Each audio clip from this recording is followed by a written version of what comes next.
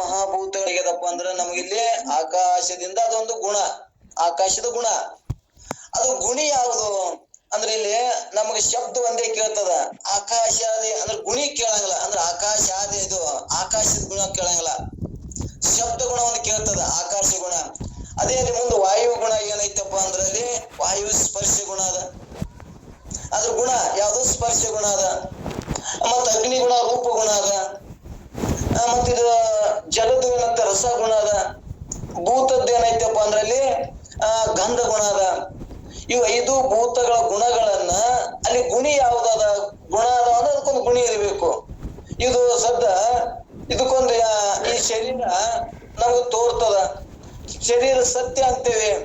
ಅದಕ್ಕೊಂದು ಹಿಂದೊಂದು ಶಕ್ತಿ ಇನ್ನಡಿ ಹೇಳಲ್ಲ ಅನ್ನೋದು ನಮ್ಮ ಸ್ವಲ್ಪ ನಾವು ವಿಚಾರ ಮಾಡ್ಕೊತ ಹೋದೇವ್ ಅಂದ್ರ ನಾವು 2-3 ದಿವಸನೇ ವಿಚಾರ ಮಾಡ್ಕೊತ ಬಂದೀವಿ.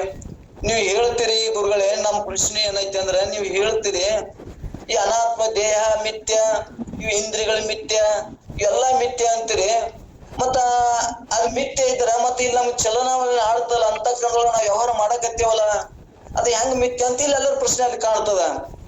ಅದಕ್ಕೆ ಇಲ್ಲಿ ಏನಪ್ಪಾ ಅಂದ್ರೆ ಗುಣಗಳು ಗುಣಿ ಕಾಣಂಗಿಲ್ಲ.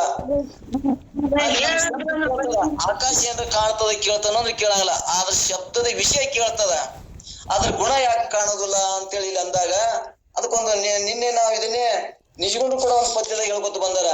ಏನ್ ಹೇಳ್ಯಾರಂದ್ರ ಅದು ಹೆಂಗ ಅಂದ್ರ ಇವಿಷ್ಟೆಲ್ಲಾ ತಿಳಿಸೋತ ಬಂದಾಗ, ಗುರುವೇ ನಿಮ್ಮಯ್ಯ ಕರುಣದೊಳೆಯನ್ನ ತತ್ವದಿರವನರಿತು ನಿತ್ಯ ಸುಖಿಯಾದಿ. ಅಂದ್ರೆ ತತ್ವಗಳೇನದಾವಲ್ಲ ಒಂದೊಂದು ಆಕಾಶದ ಗುಣಗಳು, ಆಕಾಶದ ಕರ್ಮಗಳು ನಾವೆಲ್ಲ ಒಂದೊಂದೊಂದೊಂದು ತಿಳ್ಕೋತ ಬಂದಾಗ ಇವು ಎಲ್ಲವೂ ಕೂಡ ಏನದಾವಪ್ಪ ಅಂದ್ರ ಇವು ಮಿಥ್ಯ ಅದಾವು, ದೃಶ್ಯ ಅದಾವು, ನಾನು ದುಷ್ಟ ಅದೇನಿ ಅಂತ ನಮಗ್ ತಿಳಿಸ್ಕೋತ ಬಂದಾಗ ನಮ್ಗೆ ಇಲ್ಲಿ ಏನು ಪ್ರಶ್ನೆ ಬಂತು, ಮತ್ತೆ ಚಲಿಸ್ತಾವಲ್ರಿ ವ್ಯವಹಾರ ಮಾಡ್ತಾವಲ್ಲ ಅಂತಂದಾಗ ಮತ್ತೆ ನಿಶ್ಕೊಂಡ ಅಲ್ಲಿ ಮತ್ತೊಂದು ಅವರೇ ದೃಷ್ಟಾಂತ ಕೊಟ್ರು. ಅಲ್ಲಿ ಅವ್ರು ಏನು ದೃಷ್ಟಾಂತ ಕೊಡ್ತಾರಪ್ಪ ಅಂದ್ರ ಅಲ್ಲಿ ಒಂದು ನಿಶ್ಕೊಂಡ ಇದ್ರೊಳಗೆ ಹೇಳ್ಕೊತ ಬಂದಾರ. ದೇಹಾದಿಗಳು ಲೋಹಕಾಂತವು ಹೊಂದಿ ಲೋಹದಂತಿರದೆ ಚಲಿಸುವಂತೆ ದೃಷ್ಟಾಂತ ಕೊಡ್ತಾರ. ಊಹಿಸಿ ನಿನ್ನ ಸನ್ನಿಧಿ ಹಿಂದೆ ಚೇಷ್ಟೆ ಪಹಾನೆಂದು ಸೂಚಿಸಲಾಗಿ. ಅಂದ್ರೆ ಚೇಷ್ಟೆ ಪಹಾದನೆಂದು ಅಂದ್ರೆ ಚೇಷ್ಟೆ ಮಾಡ್ತಾ ಇವು. ಚೇಷ್ಟೆ ಮಾಡಿದ್ರು ಕೂಡ ಅವು ಯಾರಿದ್ರಲಿಂದ ಮಾಡ್ತಾವಪ್ಪ ಅಂದ್ರ ನಿನ್ನ ಅಂದ್ರೆ ನೀನಂದ್ರ ಆತ್ಮ, ಆತ್ಮ ಅಂದ್ರ ನಿನ್ನ ಸಾಕ್ಷಿ ಸ್ವರೂಪದೊಳಗ ಇವು ಅಂತಃಕರಣಗಳು ಕಾರ್ಯ ಮಾಡ್ತಾವ ಅಂತೇಳಿ ಇದನ್ನ ಸಿದ್ಧಾಂತ ಮಾಡಿದ್ರು. ಅದಕ್ಕದು ದುಷ್ಟ ಅಂತ ಹೇಳಿದ್ರು. ಏನ್ ದುಷ್ಟ ಅಂತ ಹೇಳಿದ್ರಪ್ಪ ಅಂದ್ರ ಲೋಹಾದಿಗಳು ಲೋಹಕಾಂತವು ಅಂದ್ರ ಒಂದು ಇಲ್ಲಿ ಸೂಜಿಗಲ್ಲಿಂದ ಒಂದು ದೃಷ್ಟಾಂತ ಕೊಟ್ಟು ಹೇಳ್ತಾರ. ಸೂಜಿಗಲ್ಲ ಇವು ಕೆಬ್ಬಣ ಅದುರುಗಳ ಚಲಿಸಬೇಕಾದ್ರೆ ಯಾರು ಸತ್ತ ತಗೊಂಡ ಅವು ಚಲಿಸ್ತಾವಪ್ಪ ಅಂದ್ರ ಅವು ಕೆಬ್ಬಣದ್ರಿಗೆ ಸಂತ ಅಸ್ತಿತ್ವ ಅದನೋ ಅಂದ್ರೆ ಇಲ್ಲವೇ ಇಲ್ಲ. ಮತ್ತ ಅವು ಚಲಿಸ್ತಾವಲ್ಲ ಅಂದ್ರ ಈ ಸೂಜಿಗಲ್ಲನ್ನ ತಗೊಂಡು ಒಂದಕ್ಕೊಂದು ಸೂಜಿ ಹಚ್ಚರಿ ಹತ್ತುನು ಚಲಿಸ್ತಾವು. ಚಲಿಸ್ಬೇಕಾದ್ರ ಅದಕ್ಕೆ ಅಧಿಷ್ಠಾನ ಏನೈತಿ, ಅಲ್ಲಿ ಸೂಜಿಗಲ್ಲ ಅದ. ಇದು ದೃಷ್ಟಾಂತ. ಈ ಸೂಜಿಗಲ್ಲಿನ ಸತ್ತ ತಗೊಂಡು ಹೆಂಗ ಸೂಜಿಗಳು ಚಲಿಸ್ತಾವು ಹಂಗಿಲ್ಲಿ ನಿನ್ನ ಆತ್ಮ ಹೆಂಗದ, ನೀನು ಸಾಕ್ಷಿ ಸ್ವರೂಪ ಇದ್ದು ನಿನ್ನ ಸಾಕ್ಷಿ ಸತ್ತ ತಗೊಂಡು ಇವು ಏನ್ ಮಾಡ್ತಾವ, ಅಂತಃಕರಣಗಳು ಕಾರ್ಯ ಮಾಡ್ತಾವ. ಅಂತಃಕರಣಗಳು ಕಾರ್ಯ ಮಾಡ್ಬೇಕಾದ್ರೆ ಇವು ಏನಾದಂಗಾಯ್ತು, ಇದು ಜಡನೇ ಆದಂಗಾಯ್ತು. ಇವೆಲ್ಲಾ ಜಡ ವಸ್ತುಗಳು ನೀನ್ ಏನ್ ಇಷ್ಟಿನ ಸತ್ಯ ಅಂತ ತಿಳ್ಕೊಂಡಿದ್ದಿಲ್ಲ, ಇದು ಏನೈತಪ್ಪ ಅಂದ್ರೆ ಇದೇ ಅಧ್ಯಾಸ ಆಗ್ಯದ. ನೀನು ಸ್ವಲ್ಪ ವಿಚಾರ ಮಾಡ್ಕೋತ ಹೋದಾಗ, ಗುರುವಿನ ಮಾತುಗಳನ್ನು ವಿಚಾರ ಮಾಡ್ಕೋತ ಹೋದಾಗ ಏನ್ ಹೇಳಿದ್ರು, ಗುರುವೇ ನಿನ್ನ ಕರುಣದಿಂದ ಏನಾಯ್ತು ಇಲ್ಲಿ ಈ ತತ್ವದಿರುವನರಿತು. ಅಂದ್ರೆ ಈ ಪಂಚಮಹಾಭೂತಗಳಂದ್ರೆ ಯಾವು, ಈ ಪಂಚಮಹಾಭೂತಗಳ ಗುಣಗಳ್ಯಾವು, ಮತ್ತೆ ಇವು ಹೆಂಗ ಚಲಿಸ್ತಾವು, ಹೆಂಗ ವ್ಯವಹಾರ ಮಾಡ್ತಾವ ಅಂತೇಳಿ ನಾವು ವಿಚಾರ ಮಾಡ್ಕೋತ ಬಂದಾಗ, ಈ ತತ್ವವನ್ನು ವಿಚಾರ ಮಾಡ್ಕೋತ ಬಂದಾಗ ನಾನು ಏನೈತಪ್ಪ ಅಂದ್ರ ಇದು ತಿಳಿತಿದ್ದು. ಇವು ಪಂಚಮಹಾಭೂತಗಳು ಹೆಂಗದಾವು, ಇವು ಜಡ ಅದಾವು, ನಾನು ಸತ್ಯ ಅದೇನಿ. ಸತ್ಯ ಸತ್ತ ತಗೊಂಡು ಇವು ಹೆಂಗ ಸೂಜಿಗಳನ್ನ ಸತ್ತ ತಗೊಂಡು ಸೂಜಿಗಳು ಚಲಿಸ್ತಾವು, ಹಂಗ ಆತ್ಮನ ಸತ್ತ ತಗೊಂಡು ಇವು ಚಲಿಸ್ತಾವು ಅಂತೇಳಿ ನಿಮ್ಮ ಕರುಣದಿಂದ ನೀವು ಹೇಳಿದ ಕರುಣೆದಿಂದ ಅಂದ ಪ್ರೀತಿಯಿಂದ ನಾನು ಹೇಳಿದ್ರಿಂದ ನನಗೇನಾಯ್ತು ಈಗ ತಿಳಿತು ಅಂತೇಳಿ ಅದಕ್ಕನಪ್ಪ ಅಂದ್ರೆ ಇಲ್ಲೊಂದು ದೃಷ್ಟಾಂತ ಕೊಟ್ಕೋತ ಬರ್ತಾರ.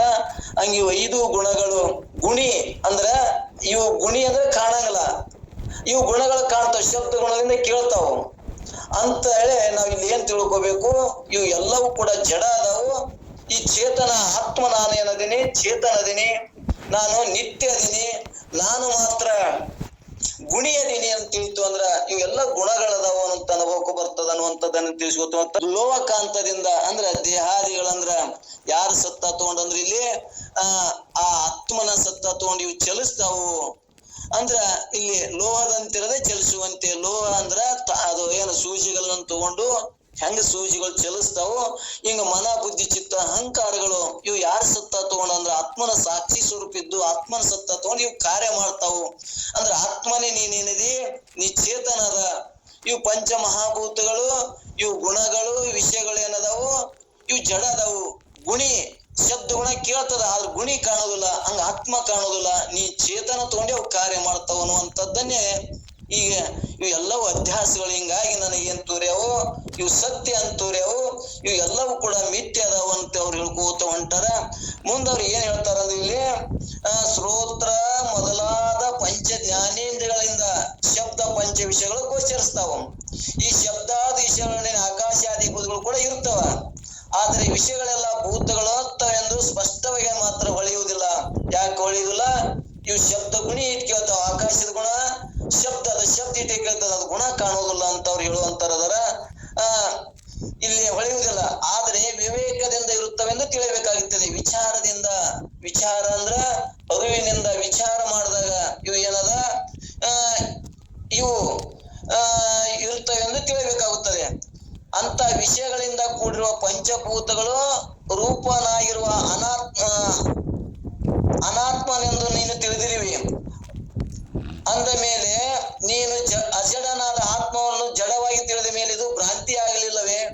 ಇವು ಎಲ್ಲವೂ ಪಂಚ ಮಹಾಭೂತಗಳಿಂದ ಆದ ಕಾರ್ಯಗಳು ಎಲ್ಲವೂ ಕೂಡ ಇವು ಜಡ ಅಂತ ನೀನು ತಿಳಿದ್ರು ಕೂಡ ನೀನೇನಪ್ಪಾ ಅಂದ್ರ ಅವೇ ದೇಹಾದಿ ಅವರೇ ಸತ್ಯ ಅಂತ ತಿಳ್ಕೊಂಡಿ ಅಂದ್ರೆ ಇದು ಜಡ ಆಗ್ಲಿಲ್ಲನು.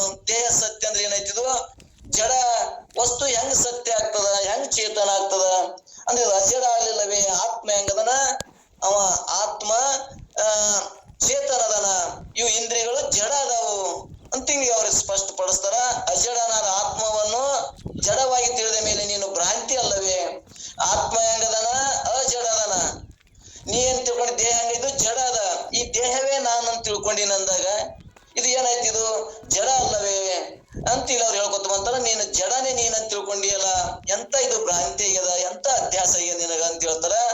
ಮತ್ತು ಯಾವ ಆತ್ಮನು ಅತೀಂದ್ರಿಯ ಇರುತ್ತಾನೆ, ಆತ್ಮ ಹೆಂಗದನ? ಇಂದ್ರಿಯಗಳಿಗೆ ಅತೀಂದ್ರಿಯ ಅಂದ್ರೆ ಇಂದ್ರಿಯಗಳಿಗೆ ಏನಾಗ್ಯನವ? ಮಾತು ಮನಗಳಿಗೆ ಅತ್ತತ್ತ ಅದಾನ ಅಂತ ನಾವ್ ಹೇಳ್ಕೊತ ಬಂದೀವಿ. ಅವ ಹೆಂಗದನ? ಇಂದ್ರಿಯಗಳಿಗೆ ಅತೀತ ಅದಾನ, ಅತೀಂದ್ರಿಯದನ. ವಿಷಯಗಳಿಂದ ಕೂಡಿದ ಭೂತಗಳು ಇಂದ್ರಿಯಗಳಿಗೆ ವಿಷಯವಾಗಿರ್ತಾವು. ವಿಷಯಗಳಿಂದ ಭೂತಗಳು ಹೆಂಗ್ ಕುಣ್ಯಾವ? ಆಕಾಶ ಶಬ್ದಗಳು ಇದು ವಿಷಯಗಳಿವು.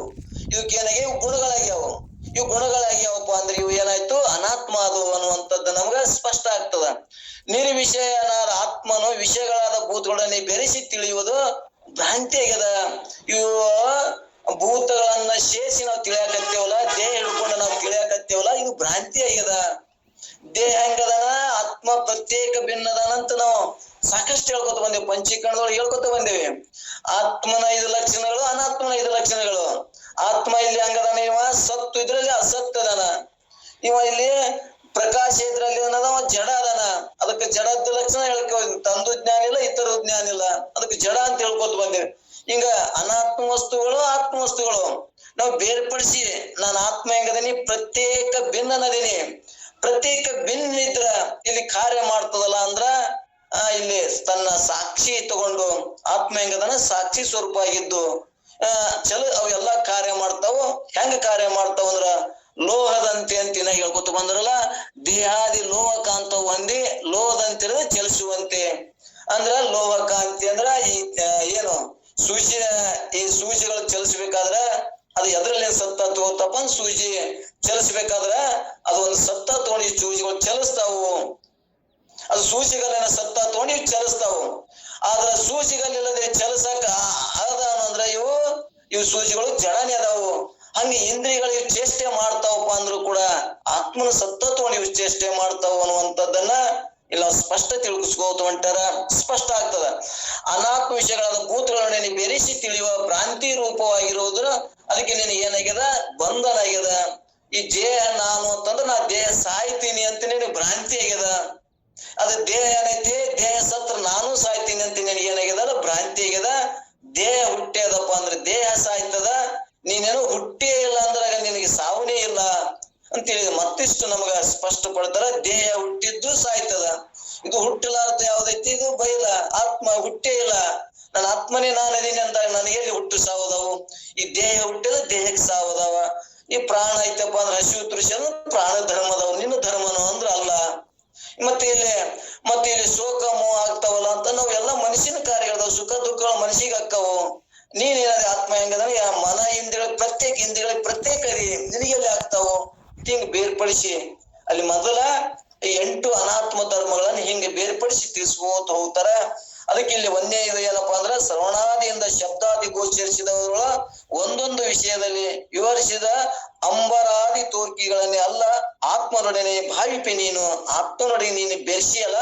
ಇದೇ ಭ್ರಾಂತಿ, ಇದೇ ಅಜ್ಞಾನ. ಅವೇ ಬೇರೆ ಇದಾವ್, ನೀನೇ ಬೇರೆ ಇದಿ.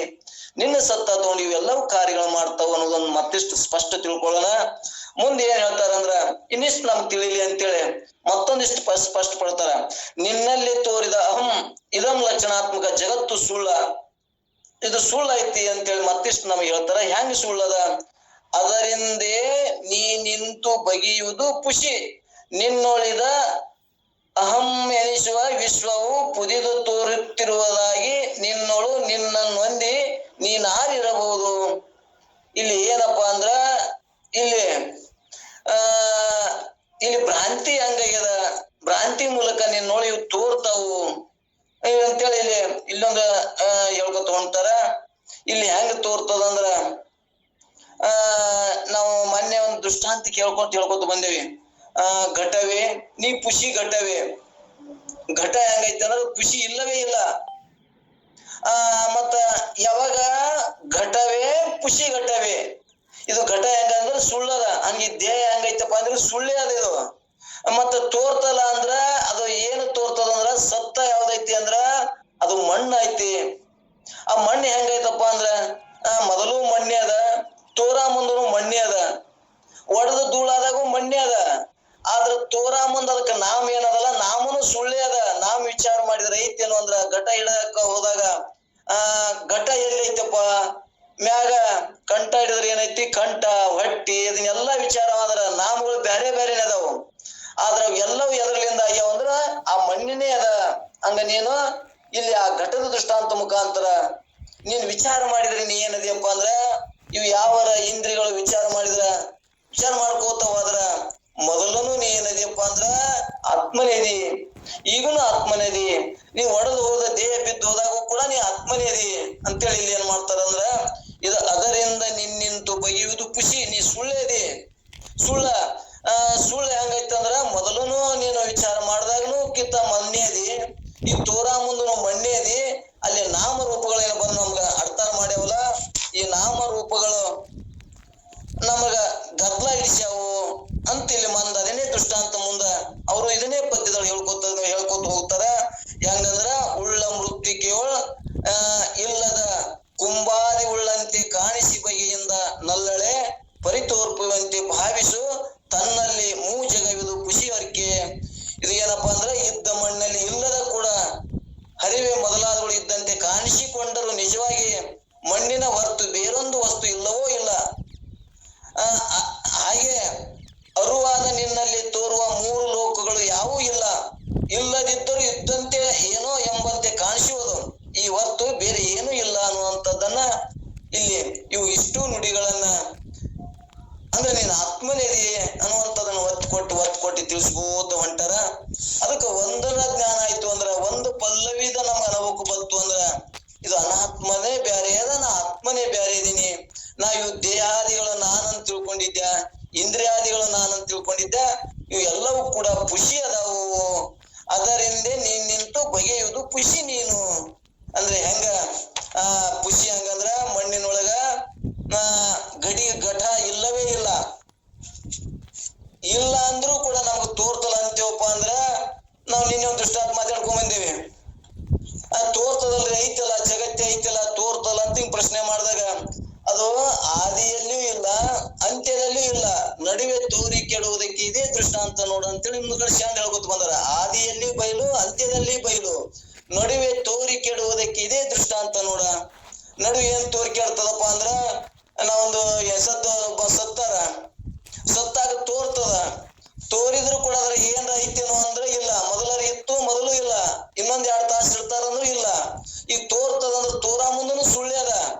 ಘಟ ತೋರ್ತದ, ಘಟ ಅಂತ ಹೆಸರದ, ಆದ್ರೆ ಘಟ ಐತಿ ಅನ್ನೋದು ಇಲ್ಲವೇ ಇಲ್ಲ. ಅದು ವಿಚಾರ ಮಾಡಿದಾಗ ಮಣ್ಣೆ ಅದ ಅಂತ ಹೇಳಿ ಒತ್ತು ಕೊಟ್ಟು ಹೇಳೋರು ಅದಾರ. ಈಗ ಮಣ್ಣೆ ಅದ, ಅದಕ್ಕ ಉಳ್ಳ ಮೃತ್ಯುಕ್ಕೆ ಒಳಗ ಇಲ್ಲದ ಕುಂಬಾದಿ ಉಳ್ಳಂತೆ ಅಂದ್ರ ಗಡಿಗೆ ಅನೇಕ ಮುಚ್ಚಳ ಇದು ಆಗಿ ತೋರ್ತವ, ಅನೇಕ ಆಗಿ ತೋರಿದ್ರು ಕೂಡ ಎಲ್ಲದ್ರೊಳಗೆ ಏನದ ಮಣ್ಣೆ ಅದ ಅನ್ನುವಂಥದ್ದನ್ನ ಇಲ್ಲಿ ಹೇಳ್ಕೊತ ಹೊಂಟಾರ.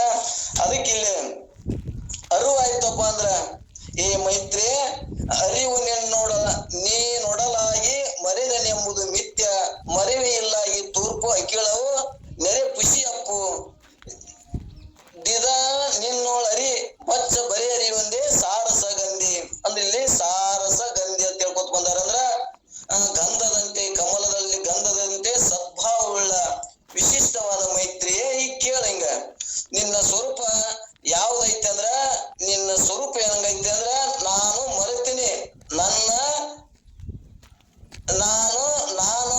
ಆತ್ಮನ ಇದೆಯಲ್ಲ, ನಾನು ಅದನ್ನ ಮರೆತೆ ಅಂತ ತಿಳ್ಕೊಂಡಿನಿ. ಮರೆತ ಸಂಬಂಧ ಈ ಹುಟ್ಟು ಸಾವು ಬಂಧನ ಆಗ್ಯದ, ಸುಖ ದುಃಖಗಳು ನನಗೆ ಆಗ್ಯಾವ. ನನ್ನ ಜ್ಞಾನ ಆಯ್ತು ಅಂದ್ರ, ನಾನು ಯಾರದೇನೆ ಅಂತ ಅನುಭವಕ್ಕೆ ಬಂತು ಅಂದ್ರ ಇವು ಏನಾಗ್ತಾವ, ಇವು ಎಲ್ಲವೂ ಬಿದ್ದು ಹೋಗ್ತಾವು. ಅದಕ್ಕ ಇಲ್ಲಿ ಸಾರಸ ಗಂಧವುಳ್ಳ ಮೈತ್ರಿ ಅಂದ್ರ ಸದ್ಭಾವ ಉಳ್ಳ ವಿಶಿಷ್ಟವಾದ ಏನು ಸುವಾಸನೆ ಉಳ್ಳ ಮೈತ್ರಿ. ಇದನ್ನ ತಿಳಿತೀಯಪ್ಪ ಅಂದ್ರ ಅಷ್ಟ ನೀನ್ ಏನದಿ ಶ್ರೇಷ್ಠಳದಿ ಮೈತ್ರಿ ಅಂತೇಳಿ ಆ ಮೈತ್ರಿಗ ಇದ್ರ ಜ್ಞಾನ ಆಯ್ತು ಅಂದ್ರ ಇವೆಲ್ಲವೂ ಖುಷಿ ಅದಾವು, ಸುಳ್ಳೆ ಅದಾವು, ಸುಳ್ಳು ನಿನಗೆ ಸತ್ಯ ಅಂತ ತೋರ್ಯಾವು ಅನ್ನುವಂಥದ್ದನ್ನ ನೀನ್ ಹೇಳ್ಕೋತ ಬಂದಾರ. ಅದಕ್ಕ ಕಮಲ ಗಂಧದಂತೆ ಸದಾ ವಾಸನಾ ವಿಶಿಷ್ಟಳಾದ ಈ ಮೈತ್ರಿ ಕೇಳು. ಅರಿವೇ ನಿನ್ನ ಸ್ವರೂಪವಾಗಿ ಇರುವುದರಿಂದ ನಾನು ನನ್ನದು ಮರೆತೇನೆ ಎಂಬುದು ನಿನ್ನಲ್ಲಿ ಸಂಭವಿಸುವುದಿಲ್ಲ. ಮರಿವೆ ಇಲ್ಲದ ಮೇಲೆ ಅದರಿಂದ ತೋರುವ ಸಕಲವೆಲ್ಲವೂ ಮಿಥ್ಯೆ ಎಂಬುದು ಸತ್ಯವಾಗುವುದು. ಆದ್ರಿಂದ ಕೇವಲ ಅರಿವೇ ನಾನೆಂದು ತಿಳಿ, ಅಂದರೆ ಉಪಾಧಿಗಳಿಂದ ರಹಿತವಾದ ಶುದ್ಧ ಚೈತನ್ಯವೇ ನಾನೆಂದು ತಿಳಿ ಮೈತ್ರಿ. ಅಂದ್ರ ಇದು ಘಟದ ಹೆಂಗ ತೋರಿ ಅಡಗ್ತದ, ಯಾವಾಗಲೂ ತೋರುದು ಏನೈತಲ್ಲ ಸುಳ್ಳೆ ಹುಸಿನಿ ಅದ, ಆದ್ರ ನಾಮರೂಪಾತ್ಮಕ ಹುಸಿನಿ ಅದಾವು. ಅದ್ರ ಏನ ಘಟ ಏನ್ ಮಣ್ಣು ಏನೈತಲ್ಲ ಸತ್ಯ ಅದ, ಘಟ ಮಿಥ್ಯೆ ಅದ ಅನ್ನುವಂಥದ್ದನ್ನ ದೃಷ್ಟಾಂತ ಮುಖಾಂತರ ಇದನ್ನ ಪದ್ಯವನ್ನ ತಿಳಿಸುತ್ತ ಬಂದರ. ಮತ್ತ ನಾಳೆಗೆ ಇದನ್ನ ಹೇಳಿ ಮುಕ್ತಾಯ ಮಾಡುದು. ನಾಳೆಗಿನ ಇನ್ನ 2 ನುಡಿ ಅದಾವ, 10, 11. ನಾಳೆಗೆ ಇದನ್ನ ಪ್ರಕಾರಗಳು, ಇವೆಲ್ಲ ಅಧ್ಯಾಸಗಳು ಭ್ರಾಂತಿಯ ಭ್ರಮೆಯಲ್ಲಿ ಇವು ತೋರ್ಯಾವಲ್ಲ, ಇವುಗಳನ್ನ ಕಳ್ಕೊಳ್ಳೋದು ಹೆಂಗ ಎಂಬತಕ್ಕಂಥದ್ದನ್ನ ಅವು ಲಕ್ಷಣಗಳ ಮುಖಾಂತರ, ದೃಷ್ಟಾಂತ ಸಿದ್ಧಾಂತಗಳ ಮುಖಾಂತರ ನಮ್ಮಲ್ಲಿ ಅವು ಅಳಿಕ್ ಹೋಗಂಗ ಬಹಳ ಪರಮ ಪೂಜ್ಯರು 2 ದಿನಗಳವರೆಗೆ ಸಾಕಷ್ಟು ಪರಮ ಪೂಜ್ಯರು ಅದನ್ನ ನಮ್ಗ ಎಡಿ ಮಾಡಿಕೊಟ್ರು, ತಿಳಿಸಿಕೊಟ್ರು. ಅದರ ಅರ್ಥವಾಗಿ ನಾವು ಅವೆಲ್ಲವನ್ನ ನಾವು ಸ್ಮರಣೆಯಲ್ಲಿ ಲಕ್ಷಣಗಳನ್ನ ಸ್ಮರಣೆ ತೆಗೆದುಕೊಂಡಾಗ ಆ ಲಕ್ಷಣಗಳು ನನ್ನಲ್ಲಿ ಗಟ್ಟಿಯಾಗಿ ನಿಂತು ಅಂತಂದ್ರ ಆ ಲಕ್ಷಣಗಳ ಮುಖಾಂತರ ನನ್ನಲ್ಲಿ ಏನ್ ಅಧ್ಯಾಸ ಆಗ್ಯದ, ನನ್ನಲ್ಲಿ ಏನ್ ಈ ಭ್ರಾಂತಿ ಭ್ರಮೆ ಆಗ್ಯದಲ್ಲ, ಅವೆಲ್ಲವುಗಳನ್ನ ನಷ್ಟ ಮಾಡಿಕೊಳ್ಳಲು, ಅವೆಲ್ಲವುಗಳನ್ನ ಕಳ್ಕೊಳ್ಳಲು ನನಗ ಬಹಳ ಸಹಾಯ ಆಗ್ತದೆ ಎಂಬತಕ್ಕಂಥದ್ದನ್ನ ಒತ್ತಿಯಾಗಿ ಹೇಳಿ ಪರಮ ಪೂಜ್ಯರು ಹೇಳಿದ್ರು. ಅದೇ ರೀತಿಯಾಗಿ ಇಲ್ಲಿ ಭ್ರಾಂತಿ ಎಂದರೇನು ಅಂತಂದ್ರ, ಭ್ರಾಂತಿ ಅಂದರೆ ಮಿಥ್ಯ ಜ್ಞಾನ. ನಿನಗೆ ಹೆಂಗ ಅಧ್ಯಾಸ ಆಯ್ತು ಅಂತಂದ್ರ ಅದಕ್ಕೊಂದು ಲಕ್ಷಣ ಹೇಳಿದ್ರಪ್ಪ. ಹೆಂಗತ್ತಂದ್ರೆ ಭ್ರಾಂತಿಯ ಜ್ಞಾನಕ್ಕೆ ವಿಷಯವಾಗಿರುವ ಮಿಥ್ಯ ಜ್ಞಾನವೇ ಅಧ್ಯಾಸ. ಅಧ್ಯಾಸ ಸತ್ಯ ಮಿಥ್ಯಗಳ ಜ್ಞಾನವೇ ಅಧ್ಯಾಸ. ಇವು ಒಂದ್ ಸ್ವಲ್ಪ ಲಕ್ಷಣಗಳನ್ನ ನಾವು ಸ್ಮರಣೆಯಲ್ಲಿಟ್ಟುಕೊಂಡ್ರ ಅವು ನಮಗ ಬಹಳ ಸಹಾಯಕಾರಿ ಆಗ್ತಾವು. ಅದಕ್ಕಾಗಿ ಈ ಅಧ್ಯಾಸದಲ್ಲಿ 2 ಪ್ರಕಾರಗಳು. ಅವು 2 ಪ್ರಕಾರಗಳು ಯಾವುವು ಅಂತಂದ್ರ, ಇನ್ನ ಅಧ್ಯಾರೋಪ ಹೆಂಗಾಯ್ತು ಅಂತಂದ್ರ, ಇಲ್ಲದ ವಸ್ತುವಿನಲ್ಲಿ ಇದೆ ಅಂತ ಆರೋಪ ಮಾಡಿದ್ದಕ್ಕೆ ಅಧ್ಯಾರೋಪ ಆಯ್ತು. ಅಂದ್ರ ಇಲ್ಲದ ವಸ್ತುವಿನಲ್ಲಿ ಇದೆ ಅಂತ ನಾವೇನ ಆರೋಪ ಮಾಡ್ಕೊಂಡಿವಲ್ಲ ಅದೇ ಅಧ್ಯಾರೋಪ. ಅದಕ್ಕ ದೃಷ್ಟಾಂತ ಹಗ್ಗದಲ್ಲಿ ಅದನ್ನು ಸಾಕಷ್ಟು ಪರಮ ಪೂಜ್ಯರು 2 ದಿನಗಳ ಒಳಗೆ ಸಕಲ ಪೂಜ್ಯರು ಅವನು ಬಹಳ ಸವಿಸ್ತಾರವಾಗಿ ತಿಳಿಸಿಕೊಟ್ಟಾರ. ಅದೇ ರೀತಿಯಾಗಿ ಇಲ್ಲಿ ಜ್ಞಾನಾಧ್ಯಾಸ ಮತ್ತು ಅರ್ಥಾಧ್ಯಾಸ 2 ಪ್ರಕಾರಗಳು. ಜ್ಞಾನಾಧ್ಯಾಸ ಎಂದರೆ ಏನು ಅಂದ್ರೆ ಒಂದು 4-5 ಲಕ್ಷಣ ಕೊಟ್ರ. ಯಾವ್ದಾರೆ ಒಂದು ನೀವು ಹುಡುಕೋರಪ್ಪ ಅದನ್ನ ಸಾಕಾರ ಮಾಡ್ಕೊಂಡ್ರೆ ಅಂದ್ರ ಅದು ಜ್ಞಾನಾಧ್ಯಾಸ ಅಂದ್ರೆ ಏನಾಗ್ತದ ಅನ್ನತಕ್ಕಂಥದ್ದನ್ನ ತಿಳಿಸ್ಕೊಟ್ರು. 1ನೇ ಲಕ್ಷಣ ಏನ್ ಹೇಳಿದ್ರ ಅಂದ್ರ ಯಾವ ವಸ್ತುವಿನಲ್ಲಿ ಅಧಿಕರಣತ್ವಕ್ಕೆ ಅಯೋಗ್ಯವಾದ ಸಜಾತಿ ವಸ್ತುವಿನ ಬುದ್ಧಿ ಏನ ತೋರಿದಲ್ಲ ಅದೇ ಜ್ಞಾನಾಧ್ಯಾಸ. ಮತ್ತ ಇವ್ 2ನೇದ್ ಏನ್ ಹೇಳಿದ್ರು ಅಂದ್ರ ಅನಾತ್ಮಕ ಅಂತಃಕರಣದಲ್ಲಿ ತೋರಿರುವ ಬುದ್ಧಿಗೆ ಜ್ಞಾನಾಧ್ಯಾಸ. ಭ್ರಾಂತಿಯಲ್ಲಿ ತೋರಿದ ಜ್ಞಾನವೇ ಜ್ಞಾನಾಧ್ಯಾಸ. ಇಲ್ಲದ ವಸ್ತುವಿನಲ್ಲಿ ಇದೆ ಅಂತ ತೋರಿದ್ದೇ ಜ್ಞಾನಾಧ್ಯಾಸ. ಯಾವ್ದಾರೆ ಒಂದು ನಮ್ಮ ಸ್ಮರಣೆಯಲ್ಲಿ ಇರ್ಲಿ. ಅದಕ್ಕ ದೃಷ್ಟಾಂತನು ಕೊಟ್ರಪ್ಪ ಅವರು. ಇಲ್ಲೇನದ ನಾನೇ ಶರೀರ, ಈ ದೇಹಾದಿಕ ವ್ಯವಹಾರಗಳೇ ಸತ್ಯ, ಇವೇನ ಸತ್ಯ ತಿಳ್ಕೊತೊಟ್ಟಿವರೆ ಇವೆಲ್ಲವೂ ಮಿಥ್ಯೆ ಅದಾವ. ಜ್ಞಾನ ಆದ ಮೇಲೆ ಇವೆಲ್ಲವೂ ಮಿಥ್ಯೆಯಾಗಿ ಹೋಗುವುದು, ಆ ಶಿಂಪಿನಲ್ಲಿ ಬೆಳ್ಳಿ ತೋರಿದ ಹಾಗೆ. ಅದಕ್ಕಾಗಿ ಇದೇವೆ ನಾನು ಎಂಬತಕ್ಕಂಥದ್ದನ್ನ ವಿಚಾರ ಮಾಡಿಕೊಂಡಾಗ ಇದು ಹೋಗಿ ಮಿಥ್ಯೆ ಆಗ್ತದ ಎಂಬತಕ್ಕಂಥದ್ದನ್ನ ಜ್ಞಾನಾಧ್ಯಾಸದಲ್ಲಿ ಬಹಳ ಸವಿಸ್ತಾರವಾಗಿ ಅಪ್ಪರು ತಿಳಿಸಿಕೊಟ್ರು. ಇನ್ನು ಮುಂದೆ ಅರ್ಥಾಧ್ಯಾಸ. ಈ ಬ್ರಹ್ಮ ವಸ್ತು, ಈ ಆತ್ಮ ವಸ್ತು ಎದುರಿಸ್ತಾನ ಏನದ ಅನಿರ್ವಚನೀಯ ಅದ. ಇದನ್ನ ಮುಟ್ಟಿ ನೋಡ್ತೀನಿ ಅಂದ್ರ, ಇದನ್ನ ತೋರಿಸ್ತೀನಿ ಅಂದ್ರ ಇದು ಬರುದಿಲ್ಲ. ಯಾಕಂದ್ರ ಮಾತು ಮನಗಳಿಗೆ ಅರ್ಥತ್ವ ಅದ. ಅದಕ್ಕ ನಿನಗ ಜ್ಞಾನ ಆಯ್ತು ಅಂದ್ರ ನಿನ್ನ ಅನುಭವದ ಮುಖಾಂತರ ನೀನು ಕಾಣಬೇಕು. ಅದಕ್ಕೆ ಹೇಳ್ಯಾರ ನೋಡ್ರಿ ಪರಮ ಪೂಜ್ಯರು ಸಾಕಷ್ಟು ಸರಿ, ಅನುಭವವೇ ನಿನ್ನ ಮಾರ್ಗ. ಯಾಕಂತಂದ್ರ ಶಾಸ್ತ್ರ ಏನ್ ಹೇಳ್ತದಂದ್ರ ಶಾಸ್ತ್ರದ ತಳಪಾಯ, ಶಾಸ್ತ್ರದ ಉದ್ದೇಶ, ಶಾಸ್ತ್ರದ ಮರ್ಮ ಏನ್ ಹೇಳ್ತದಂದ್ರ ಶಾಸ್ತ್ರ ಜನನ ಮರಣಗಳ ಶಾಸನವನ್ನು ವಿಧಿಸ್ತದ, ಜನನ ಮರಣಗಳ ಶಾಸನವನ್ನು ವಿಧಿಸ್ತದ. ಅಂತಂದ್ರ ಶಾಸ್ತ್ರವು ಬಂಧನ ಮತ್ತು ಬಂಧನವನ್ನು ಕಳೆದು ಮೋಕ್ಷದ ಮಾರ್ಗವನ್ನ ನನಗ ತಿಳಿಸ್ತದ. ಶಾಸ್ತ್ರ ಎಂಬುದು ನಿನ್ನ ಕನ್ನಡಿಯಾಗೆ. ಯಾಕಂದ್ರೆ ಕನ್ನಡಿ ಯಾವಾಗಲೂ ಸುಳ್ಳು ಹೇಳುದಿಲ್ಲ. ಹಾಗೆ ಶಾಸ್ತ್ರ ನಿನ್ನನ್ನು ನಿನಗೆ ತೋರಿಸಿಕೊಡ್ತದ. ಅದಕ್ಕಾಗಿ ಶಾಸ್ತ್ರದ ಒಂದು ಉದ್ದೇಶ ಏನದಂತಂದ್ರ ಅದರ ದೃಷ್ಟಾಂತವು ಎಲ್ಲಾ ಪರಮ ಪೂಜ್ಯರು ಹಗ್ಗ ಮತ್ತು ಹಾವನ್ನು ತೆಗೆದುಕೊಂಡೇ ಸಾದರ ಪಡಿಸ್ತಾರ. ಯಾಕಂತಂದ್ರ ಇದ್ದ ಅಧಿಷ್ಠಾನದಲ್ಲಿ ಇಲ್ಲದನ್ನ ನನಗೆ ಹೆಂಗ ಭಾಸ ಆಗ್ಯದಲ್ಲ ಅದನ್ನ ಹೋಗಲಾಡಿಸುವುದು, ಅಸತ್ಯವಾದ ಮಿಥ್ಯ ಜ್ಞಾನವನ್ನು ಹೋಗಲಾಡಿಸಿ ಸತ್ಯ ಜ್ಞಾನವನ್ನೇ ನನಗ ನೀನೇ ಸತ್ಯವಂತದಿ, ನೀನೇ ಅರಿವು ಸ್ವರೂಪದಿ ಅಂತೇಳಿ ತಿಳಿಸಿಕೊಡುವುದೇ ಶಾಸ್ತ್ರ. ಹಾಗಾಗಿ ಈ ಚಿದಾಭಾಸ ಮತ್ತು ಆತ್ಮ, ಈ ಚಿದಾಭಾಸನು ನಾನು ಆತ್ಮನ ಸತ್ತದಿಂದ ಚಲಿಸುವನು ಅಂತೇಳಿ ಅವನ ನಿಶ್ಚಯ ಜ್ಞಾನ ಆಯ್ತು ಅಂತಂದ್ರ ಅಲ್ಲಿ ಅವ ಹೋಗಿ ಲಯ ಆತನೆ. ಹೆಂಗ ಉಪ್ಪಿನ ಗೊಂಬೆ ಹೋಗಿ ಸಮುದ್ರದಲ್ಲಿ ಲಯ ಆಗಿ ಹೋಗಿ ಬಿಡ್ತದಲ್ಲ, ಏಕಾಕಾರ ಆಗಿಬಿಡ್ತದಲ್ಲ, ಅವಾಗ ಇನ್ನೂ ಚಿದಾಭಾಸನು ಹೋಗಿ ಅಲ್ಲಿ ಲಯ ಆದ್ನು ಅಂತಂದ್ರ ಇಲ್ಲಿಗೆ ನನ್ನನ್ನು ನಾನು ಅರಿತುಕೊಂಡ ಹಾಗೆ. ಅಲ್ಲೆಲ್ಲ ನಿತ್ಯ ಜ್ಞಾನ, ಭ್ರಾಂತಿ ಜ್ಞಾನ ಹೋತೇಳಿ ಬಹಳ ಸಕಲ ಪೂಜ್ಯರು ತಿಳಿಸಿಕೊಟ್ರು. ಅದೇ ರೀತಿಯಲ್ಲಿ ಅರ್ಥಾಧ್ಯಾಸದಲ್ಲಿ ನಿನ್ನ ಅನುಭವವೇ ನಿನ್ನ ಮಾರ್ಗ, ನಿನ್ನ ಅನುಭವದ ಮುಖಾಂತರ ನೀನು ಕಾಣಬೇಕು ನಿನ್ನನ್ನು ನೀನು ತಿಳ್ಕೊತ ಮುಂದ್ರು. ಅದರಲ್ಲಿ 6 ಪ್ರಕಾರಗಳು ಹೇಳಿದ್ರ ಅಪ್ಪರ ಅರ್ಥಾಧ್ಯಾಸದಲ್ಲಿ. ಅವು 6 ಪ್ರಕಾರಗಳು ನನಗೆ ಹೆಂಗ ಅಧ್ಯಾಸ ಆಗ್ಯಾವ ಅನ್ನೋದನ್ನ ಸವಿಸ್ತಾರವಾಗಿ ತಿಳಿಸಿಕೊಟ್ರು ಪರಮ ಪೂಜ್ಯರು. 1ನೇದ್ದು ಸಂಬಂಧಿ ಅಧ್ಯಾಸ, 2ನೇದ್ದು ಸಂಬಂಧ ಸಹಿತ ಸಂಬಂಧಿ ಅಧ್ಯಾಸ, 3ನೇದ್ದು ಏನದ ಕೇವಲ ಧರ್ಮೀಯ ಅಧ್ಯಾಸ, 4ನೇದ್ದು ಏನದ ಧರ್ಮ ಸಹಿತ ಧರ್ಮೀಯ ಅಧ್ಯಾಸ, 5ನೇದ್ದು ಏನದ ಅನೋನ್ಯ ಅಧ್ಯಾಸ, 4ನೇದ್ದು ಏನದ್ರಿ ಅನ್ಯತರ ಅಧ್ಯಾಸ. ಇಲ್ಲಿ 1ನೇದ್ದು ಸಂಬಂಧಿ ಅಧ್ಯಾಸ ನನಗೆ ಯಾಕಾಯ್ತು ಅಥವಾ ಅದಕ್ಕೊಂದು ಲಕ್ಷಣ ಹೇಳ್ಯಾರ. ಲಕ್ಷಣಗಳನ್ನ ನಾವು ಸ್ಮರಣೆಯಲ್ಲಿ ತಗೊಂಡ್ರೆ ನಮಗ ಅನುಕೂಲ ಆಗ್ತದ. ಏನ್ ಹೇಳ್ಯಾರ? ಅನಾತ್ಮನ ವಿಷಯದಲ್ಲಿ ಆತ್ಮನ ಅಧ್ಯಾಸ ಉಂಟಾಗಿರುವುದು. ಈ ಹೆಂಗ ಅಧ್ಯಾಸ ಉಂಟಾಯ್ತು?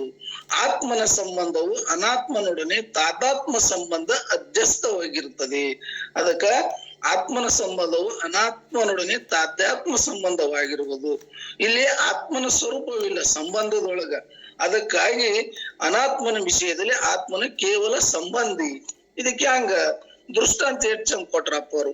ಈ ಶರೀರವೇ ನಾನು, ಈ ಹೆಂಡತಿ, ಸ್ತ್ರೀ, ಪುತ್ರಾದಿ, ಮನಿಯಾದಿಗಳು ನಾನು ನನ್ನದು ಎಂಬುದೊಂದು ಸಂಬಂಧವಾಗಿ ನಾವು ಇಟ್ಕೋತೀವಲ್ಲ, ಈ ಸಂಬಂಧ ನಾವು ವಿಚಾರ ಮಾಡಿದ ಮೇಲೆ ಇಲ್ಲವೇ ಇಲ್ಲ. ಅಜ್ಞಾನದಲ್ಲಿ ಇದು ನನಗೆ ತೋರ್ತದ, ಇದು ನನಗೆ ಜ್ಞಾನ ಆಯ್ತು ಅಂದ್ರೆ ಇದು ಬಾಧಾ ಹೊಂದಿ ಹೋಗ್ತದೆ ಎಂಬತಕ್ಕಂಥದ್ದನ್ನ ಇಲ್ಲಿ ಕೇವಲ ಸಂಬಂಧದಲ್ಲಿ ನಾವು ನೋಡ್ಕೋತೀವಿ. ಅದಕ್ಕ ಕಬ್ಬಿಣ ಮತ್ತು ಬೆಂಕಿ ಇದು ಕೊಟ್ರು. ಹೀಗಾಗಿ ಸಂಬಂಧದಲ್ಲಿ ಕೇವಲ ಸ್ವರೂಪ ಇರುವುದಿಲ್ಲ, ಇಲ್ಲಿ ಸಂಬಂಧ ಆಗ್ತದ. ಸಂಬಂಧ ಸಹಿತ ಸಂಬಂಧಿ ಅಧ್ಯಾಸದೊಳಗೆ ಏನಾಗ್ತದ ಅಂತಂದ್ರ ಅಲ್ಲಿ ಏನದ, ಆತ್ಮನ ವಿಷಯದಲ್ಲಿ ಅನಾತ್ಮ ಸಂಬಂಧವು ಮತ್ತು ಅದರ ಸ್ವರೂಪವು ಇವೆರಡೂ ಅಧ್ಯಸ್ತವಾಗ್ಯಾವ. ಅಲ್ಲಿ ಏನಾಗ್ಯದ, ಸಂಬಂಧ ಮತ್ತು ಸ್ವರೂಪ ಇವೆರಡೂ ಕೂಡಿ ಅಧ್ಯಾಸ್ತವಾಗಿರ್ತವೆ. ಅದಕ್ಕಾಗಿ ಆತ್ಮನ ವಿಷಯದಲ್ಲಿ ಅನಾತ್ಮನವು ಸಂಬಂಧ ಸಹಿತ ಸಂಬಂಧ ಆಗಿದೆ. ಇದು ಹೆಂಗ ಆಗ್ತದ್ರಿ? ಇದಕ್ಕೊಂದು ದೃಷ್ಟಾಂತ ಹೇಳಿರಪ್ಪ ಸರಳವಾಗಿ. ಇಲ್ಲೇನದ, ನಾನೇ ಮಾಡೀನಿ, ನಾನೇ ನನ್ನಿಂದೆ ಸಂಸಾರ ನಡೀತದ, ಇವೆಲ್ಲವೂ ನಾ ಇದ್ರೆ ನಡೀತದ, ಇವ್ ಶರೀರ ಸಂಬಂಧ ಸಹಿತ ಅಧ್ಯಾಸ್ತ ಆಗ್ಯದ. ನಾ ಇಂಥ ಕುಲ, ಇಂಥ ಜಾತಿ, ಅಲ್ಲಿ ಬಂದು ನೋಡ್ರಿ ಸ್ವರೂಪಗಳು. ನಾ ಇಂಥ ಕುಲದವ, ನಾ ಇಂಥ ಜಾತಿವ, ನಾ ಬ್ರಾಹ್ಮಣ ಇದೀನಿ, ನಾ ಕ್ಷತ್ರಿಯ ಇದೀನಿ, ನಾ ವೈಶ್ಯ ಇದೀನಿ, ನಾ ಶೂದ್ರವದೀನಿ, ಇವೆಲ್ಲವೂ ಆದಿಗಳನ್ನ ಹೊಂದ್ಕೊಂಡು ಮತ್ತ ಅದಕ್ಕೆ ಇನ್ನೊಂದು ಕೊಟ್ರು, ಲಗ್ನ ಮಾಡಿದ ಕೂಡಲೇ ಹೆಂಡತಿ ಕಡೆಯವ್ರೆಲ್ಲರೂ ನಿನಗೆ ಹ್ಯಾಂಗ ಸಂಬಂಧ ಆಗ್ತದಲ್ಲ, ಈ ಮೊದಲಿನ ಸಂಬಂಧ ಜೊತೆ ಈ ಸಂಬಂಧನು ಕೂಡಿ ಇದೇ ಸತ್ಯವತ್ತೇನೆ ತಿಳ್ಕೋತೋತಿಯಲ್ಲ, ಇದು ಸಂಬಂಧ ಚೈತ ಸಂಬಂಧಿ ಅಧ್ಯಾಸ. ಇಲ್ಲಿ ಸ್ವರೂಪ ಬಂದು ಕೂಡ್ತದ. ಇನ್ನು ಮೂರನೇದ್ ಏನದ, ಕೇವಲ ಧರ್ಮೀಯ ಅಭ್ಯಾಸ. ಧರ್ಮೀಯ ಅಭ್ಯಾಸ ಅಂದ್ರೆ ಏನ್ರಿ? ಸ್ಥೂಲ ದೇಹದ ಗೌರವತ್ವದ ಮೊದಲಾದ ಮತ್ತು ಇಂದ್ರಿಯಗಳ ದರ್ಶನಾದಿ ಮೊದಲಾದ ಧರ್ಮಗಳು ಸಹ ಆತ್ಮನ ವಿಷಯದಲ್ಲಿ ಅಧ್ಯಾಸವಾಗಿರುವುದು. ಆತ್ಮನು ಸ್ವರೂಪದಲ್ಲ. ಇದರಿಂದ ಆತ್ಮನ ವಿಷಯದಲ್ಲಿ ದೇಹ ಮತ್ತು ಇಂದ್ರಿಯಗಳ ಅಧ್ಯಾಸ ಕೇವಲ ಧರ್ಮೀಯ ಅಭ್ಯಾಸ. ಇಲ್ಲಿ ಹೆಂಗಾಗ್ಯದ ನೋಡ್ರಿ ಅಂದ್ರ, ಇದ್ರ ಧರ್ಮಗಳು, ಈ ದೇಹದ ಧರ್ಮಗಳು ಏನಾಗ್ಯಾವ, ನಾ ಸ್ವರ್ಗಿನಿ, ನಾ ಸೊಕ್ಕಿನಿ, ಈ ದೇಹವನ್ನು ಹಿಡಿದುಕೊಂಡು ನಾವು ವಿಚಾರ ಮಾಡ್ಲಕತ್ತಿರ್ತೀವಿ. ನಾ ಸೊಕ್ಕಿನಿ, ನಾ ಸ್ವರ್ಗಿನಿ, ನಾ ಚಂದದಿನಿ, ನಾ ಗಿಡ್ಡದಿನಿ, ನಾ ಕೆಂಪದಿನಿ. ಅದನ್ನ ಧರ್ಮಗಳನ್ನ ನಾನು ಅಧ್ಯಾಸ ಮಾಡ್ಕೋತೀನಿ. ಎದ್ರ ಮೇಲ? ಆತ್ಮನ ಮೇಲ. ಅಲ್ಲಿಂದ ನಾನು ಕೇಳವ, ನಾನು ಹೇಳವ, ನಾನೇ ಮಾಡವ, ನಾನೇ ಮುಟ್ಟವ, ನಾನೇ ಗಂಧವನ್ನು ಸಹ್ಯವ, ನಾನೇ ತಿನ್ನವ, ಇವೆಲ್ಲವುಗಳನ್ನ ಆ ಸತ್ತವನ್ನು ಮರೆತುಕೊಂಡು ಈ ದೇಹಾದಿ ಧರ್ಮಗಳನ್ನೇ ಅನುಸರಣೆಯನ್ನ ಏನ್ ಮಾಡ್ಕೋತ ಹೊಂಟಿಲ್ಲ ಅಧ್ಯಾಸದೊಳಗ. ಇದು ಧರ್ಮೀಯ ಅಭ್ಯಾಸ. ಇನ್ನ ನಾಲ್ಕನೇದ್ ಏನದ್ರಿ? ಧರ್ಮ ಸಹಿತ ಧರ್ಮೀಯ ಅಧ್ಯಾಸ. ಅವು ಧರ್ಮಗಳನ್ನು ತೆಗೆದುಕೊಂಡು ಹೆಂಗ್ ಮತ್ ಧರ್ಮೀಯ ಅಭ್ಯಾಸ ಆಯ್ತು ಅಂತಂದ್ರ, ಇಲ್ಲಿ ಅದಕ್ಕೊಂದ್ ಲಕ್ಷಣ ಏನ್ ಹೇಳ್ತಾರ ಅಂದ್ರ, ಅಂತಃಕರಣಗಳ ಕೃಪ್ತಾಧಿಕ ಧರ್ಮಗಳು ಮತ್ತು ಸ್ವರೂಪವು ಇವೆ. ನಾವು ಅಂದ್ರೆ ನಾನೇ ಅರುವ ಸ್ವರೂಪ ಅದೀನಿ, ಅರುವ ಸ್ವರೂಪ ನನ್ನಲ್ಲಿ ಆಯ್ತು ಅಂದ್ರೆ ನಾನು ನನ್ನದು ಅನ್ನೋದು ಹೋಗ್ತದ. ಅಲ್ಲಿ ಹೋಯ್ತಂದ್ರೆ ಮರೆವೇ ಇಲ್ಲ ಅಂದಾಗ ಈ ತೋರುವ ಸಕಲೆಲ್ಲ, ತೋರುವ ಜಗತ್ತೆಲ್ಲ ಮಿಥ್ಯವೆಂದು ನನಗೆ ಹೆಂಗ ಆಗ್ತದ? ಗಟಿ, ಈ ಘಟ ಅನ್ನೋದು ಖುಷಿ ಹಂಗದಲ್ಲ, ನನ್ನಲ್ಲಿ ತೋರುವ ಜಗತ್ತು ಖುಷಿಯಾಗಿ ಹೋಗ್ತದ. ಅದಕ್ಕಾಗಿ ಎಲ್ಲ ಉಪಾಧಿಗಳು ಇವ್ರನಿ, ನಾ ಶುದ್ಧ ಆತ್ಮ ಸ್ವರೂಪನೇ ನಾ ಅದಿನಿ ಎಂಬತಕ್ಕಂಥದ್ದು ನನ್ನಲ್ಲಿ ನಿಶ್ಚಯ ಜ್ಞಾನ ಆಯ್ತು ಅಂತಂದಾಗ, ಇದೇ ಜನ್ಮದಲ್ಲಿ ನಾನು ಜೀವನ್ಮುಕ್ತತೆಯನ್ನು ನಾನು ಪಡೆದುಕೊಂಡು ನಾನು ಸುಖ ಪುರುಷನೇ ಇದ್ದೀನಿ ಅಂತಕ್ಕಂಥದ್ದನ್ನ ನಿಜ ಜ್ಞಾನ ನನ್ನಲ್ಲಿ ಆಗ್ತದೆ ಎಂಬತಕ್ಕಂಥದ್ದನ್ನು ಸಕಲ ಪೂಜ್ಯರು ಸಾಕಷ್ಟು 2-3 ದಿನಗಳವರೆಗೆ ಈ